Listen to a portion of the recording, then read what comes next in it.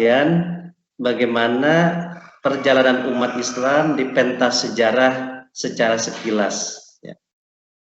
Pertama, dalam sejarahnya umat Islam itu pernah menjadi atau mengalami 3 periode ya dalam sejarahnya. Pertama disebutlah periode klasik namanya, yang kedua periode pertengahan, dan yang ketiga periode modern atau mungkin postmodern. Kapan terjadinya periode klasik? Periode klasik itu terjadi pada tahun 650 sampai 1250 Masehi. Kapan terjadinya periode pertengahan kaum muslimin? Terjadi tahun 1250 sampai 1800 Masehi. Kapan terjadinya periode modern bagi kaum muslimin? Mulai abad atau tahun 1800 sampai sekarang, dan mungkin entah mau disebut apa saat sekarang atau berikutnya. Nah, periode klasik ini dibagi dua, yaitu periode yang pertama ditandai oleh zaman di mana umat Islam bersatu, terintegrasi, mengalami kemajuan, dan sampai mengalami zaman keemasannya. Dan itu berlangsung tahun 650 sampai 1000 Masehi. Periode klasik kedua ditandai oleh zaman perpecahan atau disintegrasi, di mana kekuasaan daerah mulai memisahkan diri dari kekuasaan pusat, bahkan menyaingi kemajuan kekuasaan pusat. Ini terjadi tahun 1000 sampai 1250 Masehi. Nah, kemudian kita lihat penjelasan di zaman klasik ya. Islam di zaman klasik satu mulai mendapat momentum kebangkitannya sejak Nabi hijrah dari Mekah ke Madinah. Kita tahu sama-sama bahwa hijrahnya Nabi ke Madinah dari Mekah itu bisa disebut sebagai era baru ya, era baru dan era pertama kemajuan Islam yang diperopori oleh Nabi sendiri dan para sahabat. Di masa ini semua wilayah Jazirah Arab telah tunduk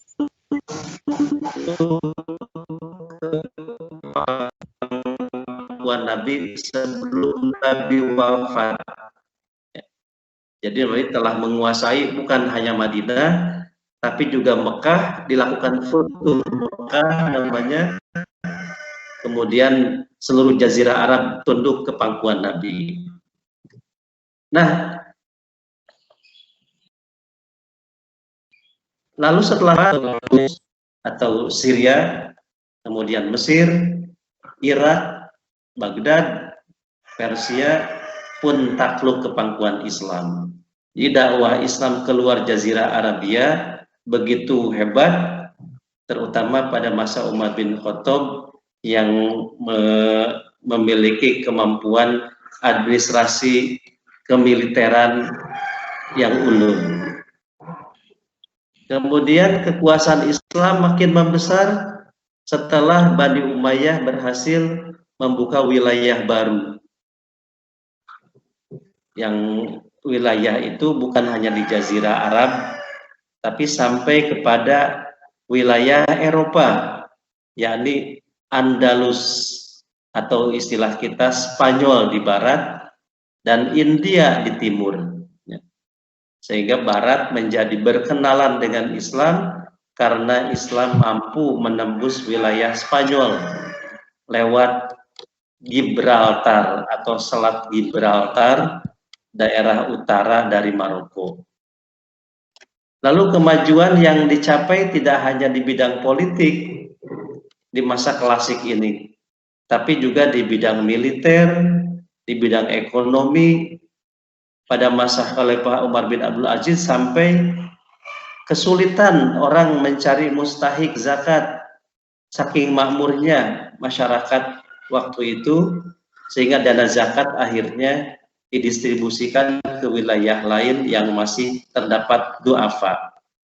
Nah, disinilah kehebatan Umar bin Abdul Aziz yang hanya 2 tahun memimpin khalifah, tapi beliau bisa memakmurkan masyarakat dan bisa menjadi contoh khalifah Bani Umayyah yang adil, yang jujur, yang bersahaja, dan yang amanah, tidak melihat kekuasaan, tidak melihat harta, tapi malah dia melihat ketakwaan dan memperlihatkan ketakwaannya.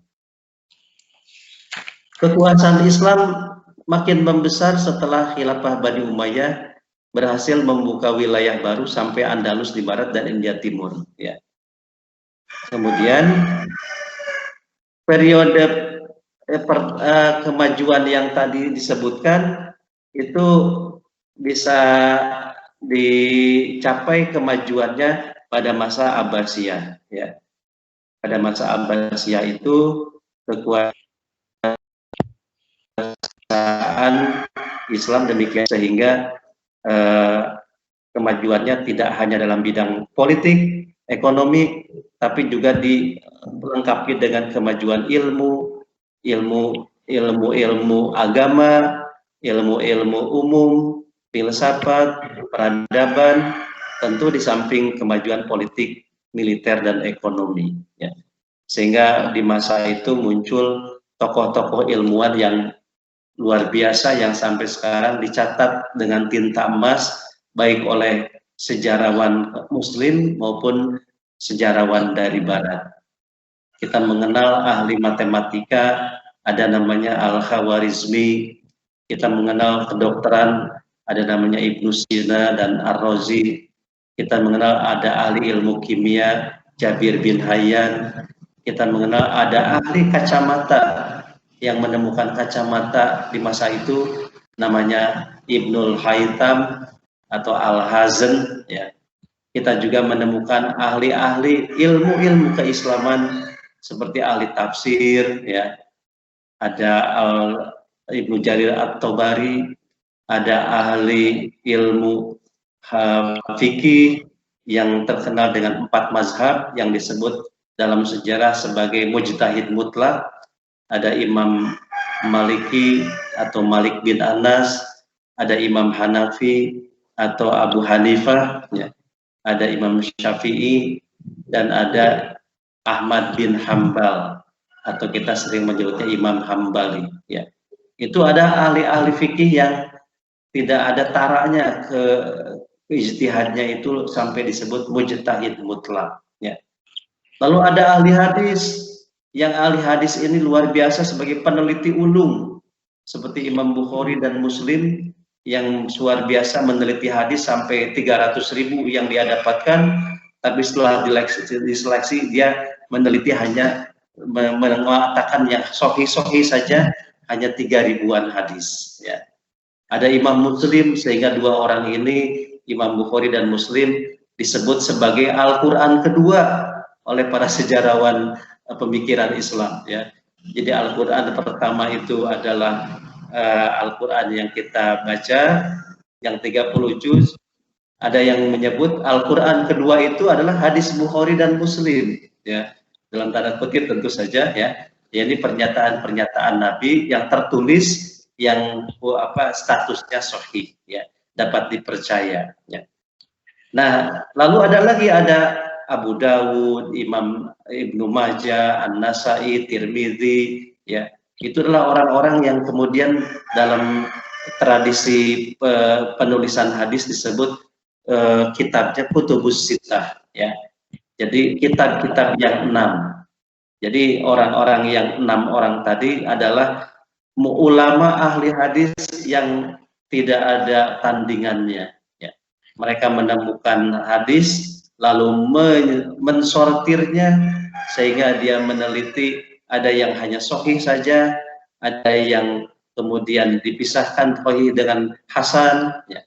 Ada yang dicampur dengan hadis dhaif tapi diberi keterangan, semuanya lengkap. Itu memerlukan pengkajian yang mendalam dari kita kalau ingin mendalaminya. Ya.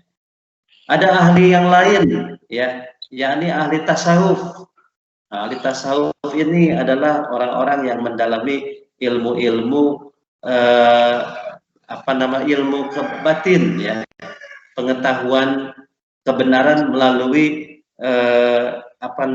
mata batin, ya, tidak menggunakan dalam arti akal, tapi menggunakan hati untuk mendalami mengetahui kebenaran. Jadi kita mengenal di situ ada Hasan Al-Basri, ya, ada Abu Yazid Al-Bustami, ada Rabi'ah Al-Adawiyah, ada Ibn Arabi.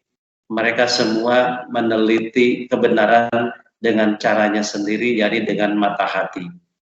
Dan kemudian ada juga Imam Ghazali, ya, yang kemudian terkenal dengan sebutan Hujjatul Islam. Ya. Nah, kemudian ada juga ilmu-ilmu lain seperti ilmu sastra, ya, ilmu sastra atau ilmu bahasa demikian maju, ya. Ilmu sejarah demikian maju, ya. Ahli-ahli sejarah juga bermunculan. Ya. Kemudian juga tidak lupa di masa ini juga ada ahli ilmu-ilmu yang juga tidak kecil perannya bagi umat, ya, yakni ilmu kesenian, ya, ilmu hitung, ya. Yang ilmu hitung itu atau matematika Al-Khawarizmi sampai menemukan angka 0. Tadinya waktu itu belum ada angka 0, hanya angka 1 sampai 9 saja. Setelah Al-Khawarizmi kemudian melengkapinya dengan angka 0. Kalau tidak angka 0 mungkin kita tidak akan bisa menjawab 100.000, 1 juta, 1 miliar, tidak akan mungkin. Tapi menyebutnya 990 atau 999.999.000 atau juta. Jadi tidak akan ada genapnya, ya. Oleh Al-Khawarizmi ditemukanlah angka 0, ya. Nah, ilmu-ilmu pengetahuan yang muncul ini, ya, kemudian mempengaruhi Eropa, ya. Mempengaruhi Eropa, mempengaruhi orang-orang kulit putih, yang orang-orang kulit putih itu waktu itu masih dalam keadaan bodoh dan terbelakang, ya. Sehingga dalam sejarah ada yang mengatakan ketika Baghdad sudah bersinar dengan lampu-lampu yang terang benderang, kota-kota yang tertata rapi, di barat orang-orang masih berjalan di jalan yang becek dan kumuh, seperti di Inggris, di Perancis, di Jerman misalnya, dan para penguasanya waktu itu baru bisa mengeja alif ba ta sa atau ABCD, ya, abata, abaca dan sebagainya, masih mengeja huruf. Jadi masih dalam keadaan di masanya tersebut the dark age namanya, masa yang gelap, masa gelap dari ilmu, masa gelap dari ilmu pengetahuan. Nah, oleh karena itu kita melihat di zaman klasik satu ini begitu hebat ilmu pengetahuan sampai disebutnya seperti cendawan di musim hujan, atau tunas-tunas rumput di musim hujan yang satu demi satu bermunculan secara tidak terhitung banyaknya. Nah, inilah keluar biasaannya Islam di zaman klasik. Nah, zaman kemajuan dan keemasan Islam di masa klasik itu ternyata ada akhirnya, yakni sampai tahun 1000 Masehi. Ya. Setelah itu kondisi umat mengalami perpecahan, disintegrasi. Oleh faktor apa? Ya, banyak faktor.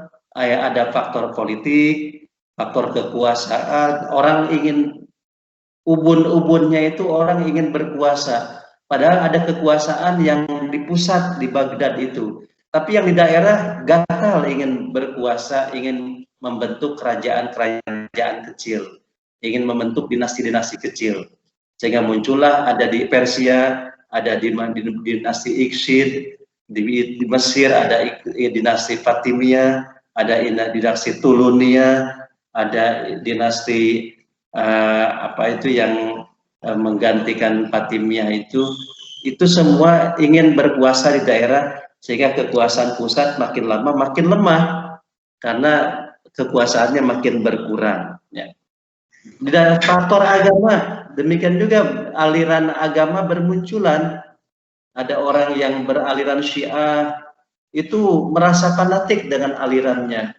Ada orang yang beraliran Khawarij itu merasa benar dengan pemikirannya.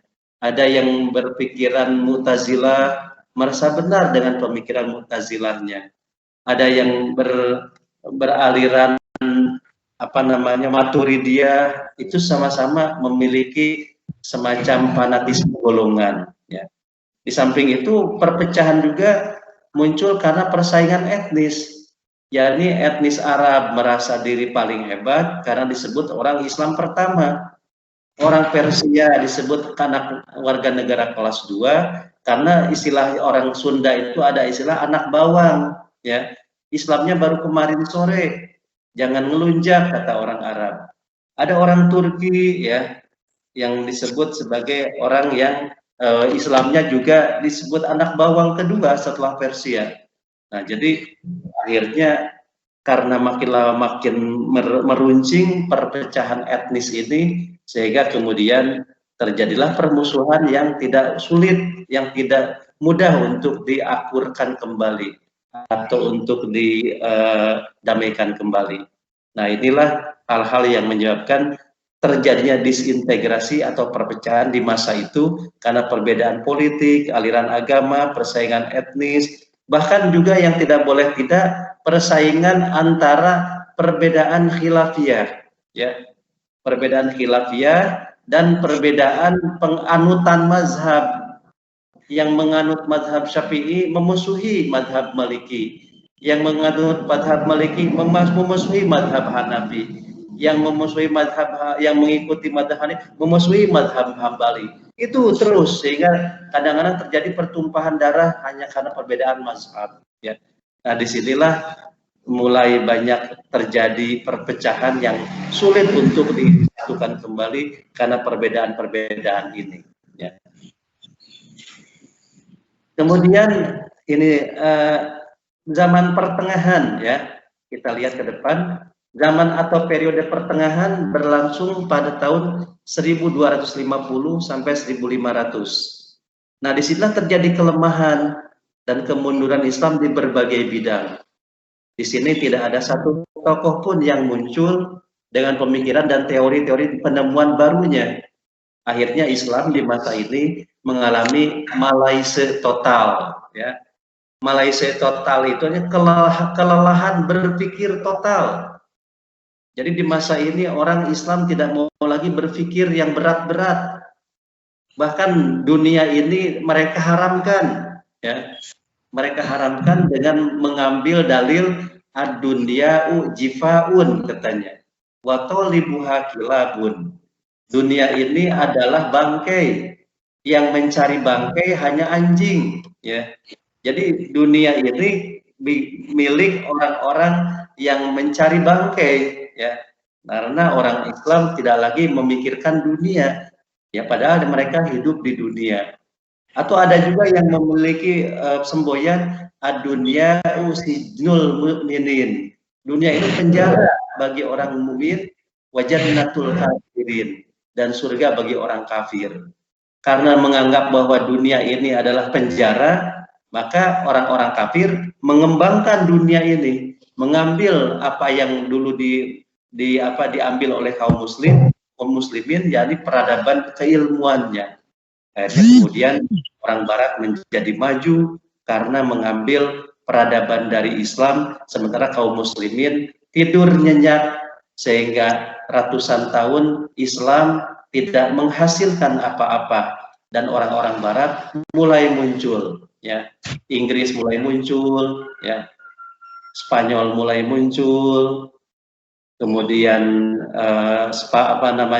Belanda muncul, Perancis muncul, lalu menjajah setiap negara yang di situ banyak kekayaan, ya.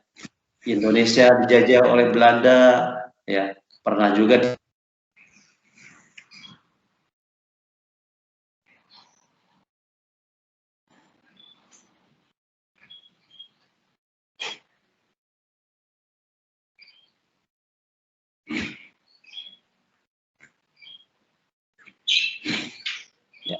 Nah, itulah terjadinya periode pertengahan, ditambah lagi Baghdad yang merupakan kekuasaan superpower waktu itu jatuh ke tangan orang-orang Mongol di bawah Hulagukan 1250 Masehi, dan waktu itu Baghdad dibumi ratakan oleh orang-orang Mongol yang tidak memiliki peradaban ini. Tetapi lalu ada periode pertengahan kedua, ya. Periode pertengahan kedua itu muncul 3 kerajaan besar, yakni Turki Utsmani, ya, 1500-an ke atas, lalu Safawiyah di Persia, dan Mughal di India. Ya. Kalau kita ke India ada namanya Taj Mahal. Taj Mahal itu bukan masjid, tapi kuburan atau makam istri dari Sultan Mughal di India, namanya Shah Jahan. Shah Jahan itu katanya punya istri yang dipuja-puja, lalu untuk kenang-kenangan dia ciptakan makam yang disebut Taj Mahal. Dan Taj Mahal itu adalah peninggalan kerajaan Islam di India, jadi dinasti Mughal. Ya. Nah, inilah periode pertengahan kedua memunculkan 3 kerajaan besar, tapi di dalam perkembangannya 3 kerajaan ini tidak menghasilkan perkembangan baru di bidang ilmu pengetahuan. Tokoh-tokoh ilmu tidak muncul karena mereka ini ahli di bidang peperangan, strategi perang, ahli administrasi negara. Tapi di bidang intelektual tidak muncul nama-nama yang seperti abad tahun 750 Masehi sampai 1000 di Baghdad atau di Mesir. Nah, di masa modern Islam berhadapan dengan isu nasionalisme, ya. Jadi tahun 1800 ke atas Islam berjuang bagaimana membebaskan diri dari Barat, sehingga wilayah Islam yang tadinya dijajah satu demi satu ingin memberontak kepada penjajah dan ingin menjadi negara merdeka. Ya. Malaysia mendapatkan kemerdekaannya dari Inggris, Indonesia mendapat kemerdekaan dari Belanda dan Jepang, lalu kemudian Libya juga merdeka dari Perancis, Mesir merdeka dari Inggris. Demikian banyak wilayah-wilayah yang kemudian menjadi negara nasional, ya, atau apa namanya, state, ya, negara state atau negara nasional yang memang ini adalah pemikiran baru yang dibawa oleh orang-orang Barat, ya. Jadi national state ini, negara nasional ini dulunya tidak ada, karena wilayah Islam itu dulunya menjadi satu, ya, menjadi satu yang begitu luas besar, ya. Tapi sekarang setelah di masa modern muncul negara-negara nasional, Arab memisahkan diri dari Turki, ya. Indonesia juga memisahkan diri menjadi negara nasional Indonesia. Dulu Indonesia itu Nusantara, ada Malaysia, Singapura, Thailand itu bergabung menjadi Nusantara, tapi belum ada negaranya. Nah, setelah ada masa modern, lalu ada state atau national state, negara nasional, muncullah negara-negara baru di dunia. Nah, ide-ide baru dalam hal model dan bentuk negara pun mendapat respon di negara Muslim, sehingga banyak negara Muslim yang memproklamasikan negaranya dalam bentuk republik, ya, dalam bentuk apa namanya, negara tersendiri. Itu yang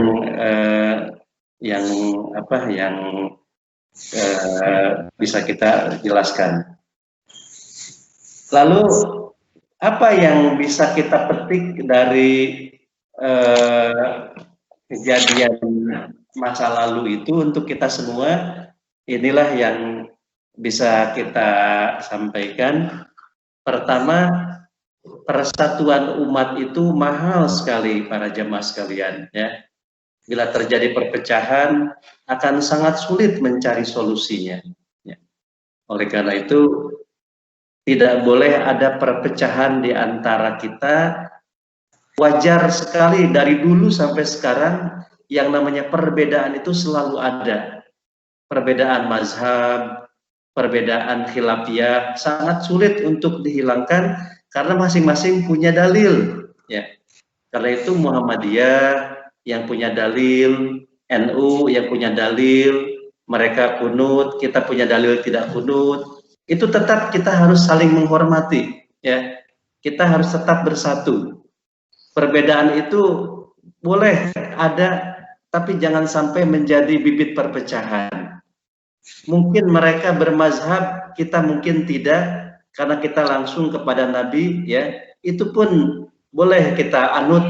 Yang tidak boleh itu kita melecehkan atau menganggap orang lain yang bermazhab itu salah. Nah, itu yang tidak boleh, ya. Nah, disinilah pentingnya ukhuwah Islamiyah yang tidak boleh pecah karena perbedaan-perbedaan yang bukan usul sebenarnya, bukan pokok, tapi perbedaan khilafiyah atau yang disebut cabang, ya. Yang kedua, ini juga penting sekali yang bisa kita ambil hikmahnya, kemajuan umat itu tidak diperoleh dengan gratis, melainkan diusahakan dengan kerja keras dan melibatkan jamaah secara sinergis. Ya. Nabi ketika di Madinah itu tidak gratis memajukan umat, selalu melakukan bimbingan, melakukan nasihat, melakukan tarbiyah, memberikan penataan, pemberdayaan dan lain sebagainya, selalu saling mengingatkan, ya, melakukan sinergitas satu jamaah dengan jamaah yang lain, ya. Jadi tidak boleh merasa orang sukses sendiri, sukses berjamaah, ya. Kita membangun ekonomi umat tidak boleh sendirian, berjamaah. Kita membangun kemaslahatan umat, pendidikan misalnya di Muhammadiyah di Kota Bogor, tidak boleh hanya pemadropi dan ketua majelis pendidikan saja. Majelis dakwahnya ikut, majelis ekonominya ikut, majelis lingkungan hidupnya ikut, majelis kesehatannya ikut untuk memajukan umat. Kalau hanya satu majelis saja, yakin tidak akan memiliki kemajuan, ya, karena merasa ego sektoral istilahnya, ada ego sektoral, merasa penting dirinya sendiri. Nah, itu tidak akan mengalami kemajuan. Jadi kemajuan umat itu tidak gratis, diusahakan dengan kerja keras, kerja ikhlas, ya, dan kerja sinergis, ya, memerlukan bantuan item lain atau kelompok lain yang bidangnya. Jadi tidak ada satu orang mengerjakan tidak peduli dengan pekerjaan teman kita, itu tidak akan menghasilkan kemajuan, ya. Di masa Abbasiyah juga kemajuan di bidang ilmu pengetahuan terjadi dengan sangat sinergis, ya. Ahli matematika bekerja sama dengan ahli kimia,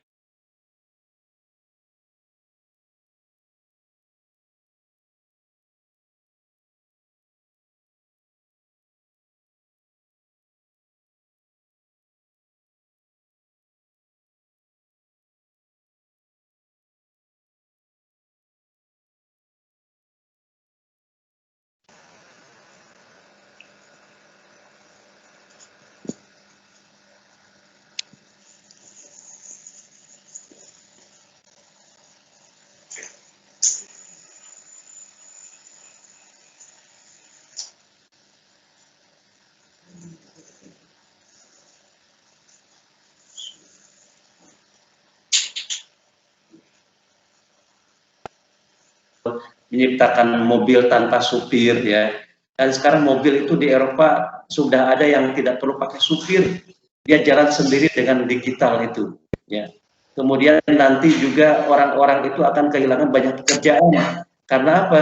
Karena toko-toko itu tidak lagi memerlukan orang, tapi memerlukan robot, ya. Nanti guru-guru juga akan terancam karena dengan ilmu mereka bisa menciptakan robot yang namanya AI, ya, AI, ya, itu orang yang disebut sekarang kecerdasan kecerdasan majemuk, ya. Jadi kecerdasan robot ini bisa mengajarkan orang tanpa ada orang hadir di kelas, tapi robot yang mengajar anak-anak kita nanti. Bayangkan itu, ya. Nah, jadi banyak sekali nanti lapangan kehidupan yang terancam oleh ilmu karena menggunakan robot, ya, menggunakan artificial intelligence. menggunakan kecerdasan semu ya. Nah, jadi orang-orang bisa cerdas karena diajar oleh robot ya. Sampai itu bisa mengancam nanti, mengancam para imam masjid mungkin nanti ya. Para imam masjid karena sudah tidak ada lagi orang yang mau bisa membaca Quran, nanti itu imam-imam itu bisa jadi robot yang mengimami. Coba bagaimana tuh hukum Islam di situ ya. Karena mereka lebih fasih bacaannya, kemudian tidak akan pernah lupa memimpin sholat. Nah itu, jadi ilmu itu tidak bisa diganti dengan apapun. Itu menjadi kunci utama meraih kesuksesan hidup di dunia. Nah, oleh karena itu ambillah ini ilmu sebagai kunci untuk meraih kehidupan, terutama untuk anak-anak cucu kita. Kalau kita mah umur sudah 50-an tahun, 60-an tahun, mungkin sudah lelah ya, sudah lelah untuk meningkatkan ilmu kita. Tapi anak cucu kita yang masih semangat itu harus didorong terus, diberi motivasi. Demikian juga kita usahakan, kita biayai sedapat mungkin. Kalau kita tidak dapat membiayai mereka, usahakan cari beasiswa. Saya yakin pemerintah juga banyak mengeluarkan beasiswa ya. Saya mengikuti pertemuan di Yogyakarta tahun 2019, pertemuan Departemen Keuangan, Kementerian Keuangan di lembaga beasiswa namanya LPDP ya. LPDP itu lembaga pengelola dana pendidikan ya. Lembaga pengelola dana pendidikan LPDP. Itu tahun 2018 LPDP itu meluncurkan dana beasiswa sampai 35 triliun. Nah, pada tahun 2019 ketika saya ikut di Jogja itu akan ditingkatkan menjadi 60 triliun. Wah, itu harus diambil itu oleh anak-anak kita untuk mengikuti kuliah sampai program S3 ya. Bisa dibuka itu LPDP di Google di Kementerian Keuangan. Apa syarat-syaratnya bisa dicari di situ. Ya, jadi jangan berkecil hati, kita sebenarnya pemerintah kita banyak uang. Cuma kita kadang-kadang tidak pernah silaturahmi ya, tidak pernah silaturahim sehingga kita tidak tahu di mana uang itu, bagaimana caranya. Nah, ini saya buka nih keran silaturahmi ini. Buka Google, cari LPDP ya. Di situ akan ada informasi tentang beasiswa sampai S3 ya. Lembaga Pengelola Dana Pendidikan Kementerian Keuangan. Ya. Yang keempat, ini jangan lupa juga kaderisasi umat menjadi kunci paling penting untuk kesinambungan kepemimpinan di kalangan umat Islam. Kenapa khalifah pengganti itu lemah padahal khalifah pertamanya begitu hebat? Itu karena khalifah pertama tidak mengkader anak-anak yang menjadi pemimpin yang tangguh. Ya. Nah, disinilah pentingnya kita mengkader siapa pengganti kita nanti, ya. Siapa pengganti ketua PDM nanti, siapa pengganti ketua PWM nanti, siapa pengganti ketua pimpinan pusat Muhammadiyah nanti, siapa pengganti presiden nanti, itu harus dipikirkan dari sekarang, ya. Nah, oleh karena itu pengkaderan umat menjadi hal yang paling penting untuk kesinambungan kepemimpinan. Jangan sampai kosong kepemimpinan. Jangan sampai ulama-ulama di kita banyak yang meninggal. Baru saja kita ditinggalkan oleh ulama namanya Ali Jaber, ada Habib Ali, ada lagi para ustadz yang terkenal namanya Arifin Ilham, ada Ustadz Jafri Al-Bukhari, ada Ali Jaber, ada Zainuddin MZ. Itu harus dicari penggantinya itu ya. Nah, kita punya kader Muhammadiyah yang dakwahnya luar biasa, yakni Ustadz Adi Hidayat. Alhamdulillah itu harus dicari itu pengganti Adi Hidayat karena umur tidak akan abadi ya. Apalagi di masa pandemi ini banyak ulama yang hilang, berapa ribu itu ulama yang hilang karena corona ini. Nah, jadi para khalifah waktu itu banyak yang lupa untuk mengkader penggantinya sehingga khalifah berikutnya makin lama makin lemah sehingga dinasti atau khilafah menjadi jatuh karena dinasti lain yang merebut. Ya. Yang terakhir, kejayaan suatu bangsa jangan lupa akan dipergilirkan oleh Allah.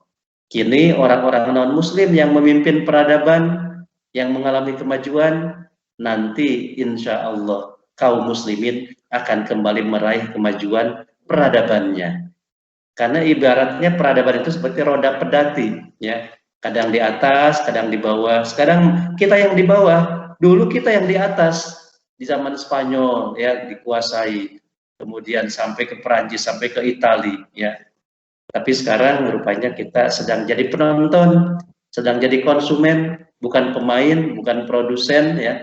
Mereka lah sekarang yang jadi pemain, yang menjadi produsen, kita yang jadi penonton, ya, kita yang jadi pemakai, kita yang membeli dan lain sebagainya.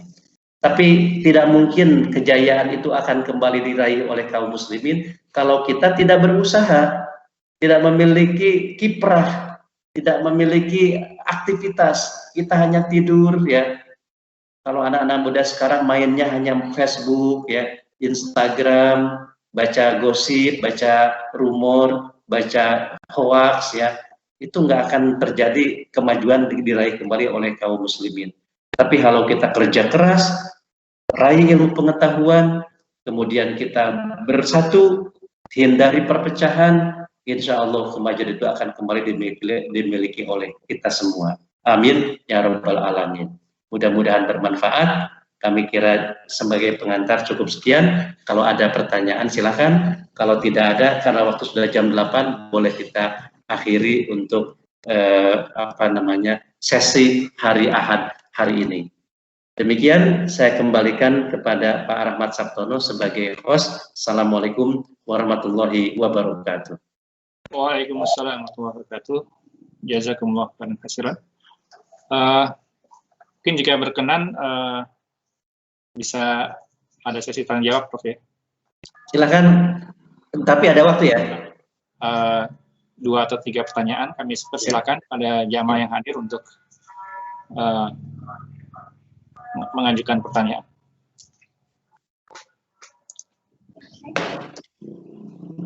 Yang hadir berapa orang ya? Alhamdulillah ada 12 orang, Prof, totalnya. 12. Tapi ini kami record, jadi nanti bagi yang tidak hadir bisa disimak juga rekamannya. Oh iya.